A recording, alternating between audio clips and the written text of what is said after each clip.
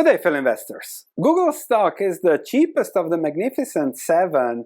The P ratio is below 30, in line with the S&P 500, but given the quality of Google's business, it is, let's say, relatively cheap compared to other things. Plus, Google stock has been growing in a trend, and you don't have that hockey stick that you see with many other stocks out there. Therefore, at the market cap of 1.6 trillion, it looks, let's say, a little bit interesting. Of course, it was much better here, but those times have passed. Plus, everyone now is discussing AI. I think this is a little bit overdriven there, but if someone can gain on AI, that's definitely Google. And if we look at the revenues there, those are growing, a little bit slower growth the last 12 months, but still making a lot of money, spending that money on repurchases, having huge amounts of cash, 120 billion,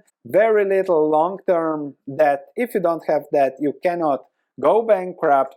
And they are spending 60 billion per year on repurchases, and just on that 60 billion spending on repurchases, the stock, all else equal, could go higher and higher because you cannot fight 60 billion of repurchases per year. And given the relative cheapness compared to the others, the yield there, it could go to 2 trillion, which is 20% for 20-something percent up going forward. Not bad. If we look at estimates for earnings, those are expected to double over the next 4 or 5 years. With AI, I think Google could do it because in a few years you will be listening to me and I will be hablar perfectamente español, col labro sincronizado. Así, that will be something that will increase the reach and the languages of Google with artificial intelligence and language translation direct, which will be very, very interesting. And given the scale Google has that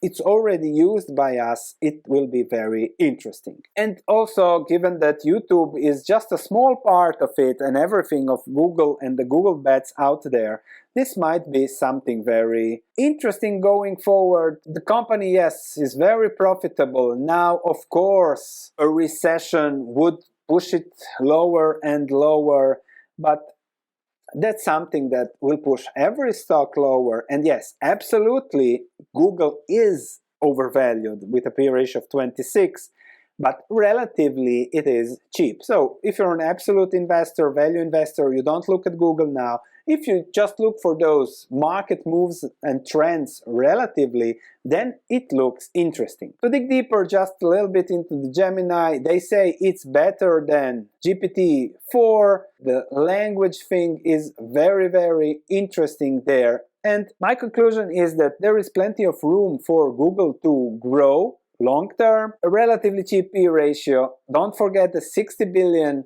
in buybacks that should push the stock up, but as always, there is the risk of recession, other issues, competition that will always be there, which makes it something not that I'm going to put my money into, but just as a fun fact, it is cheaper than many of the other top S&P 500 companies. Thanks for watching. I'll see you in the next video.